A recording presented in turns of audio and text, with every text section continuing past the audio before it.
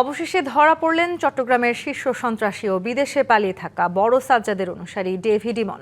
ভারতে পালানোর সময় মঙ্গলবার রাতে যশোর সীমান্ত এলাকা থেকে 4 সহযোগী সহ তাকে গ্রেপ্তার করে পুলিশ। 4 দিন আগে ভারত থেকে এই দেশে এসেছিলেন তিনি। দীর্ঘদিন ধরে চট্টগ্রামে চাঁদাবাজি ও প্রকাশ্যে গুলিবর্ষণ সহ নানা অপকর্ম তার নেতৃত্বে চলে আসছিল।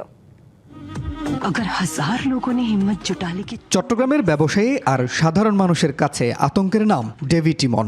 দীর্ঘদিন ধরে বিদেশে পলাতক চট্টগ্রামের আরেক শীর্ষ সন্ত্রাসী বড় সাজ্জাদের নাম ভাঙিয়ে ও তার নির্দেশে মাঠে অপরাধ সাম্রাজ্য পরিচালনা করে আসছিলেন ইমন।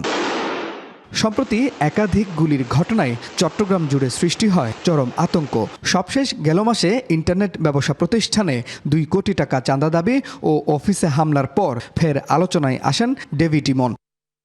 চট্টগ্রামের বিভিন্ন থানায় চাঁদাবাজি, অস্ত্র আইন ও হত্যা চেষ্টার একাধিক মামলা আছে ইমনের বিরুদ্ধে। দীর্ঘদিন আত্মগোপনে থাকার পর অবশেষে ভারতে যাওয়ার সময় যশোর থেকে তাকে গ্রেপ্তার করেছে পুলিশ।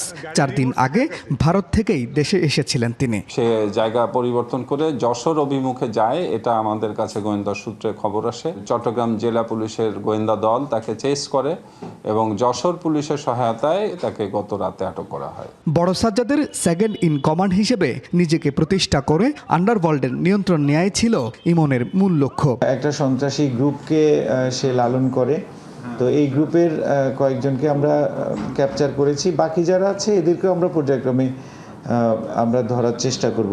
সন্ত্রাসী নেটওয়ার্কের নেপথ্যে থাকা ব্যক্তিদেরও আইনের আওতায় আনার দাবি চট্টগ্রামবাসীর।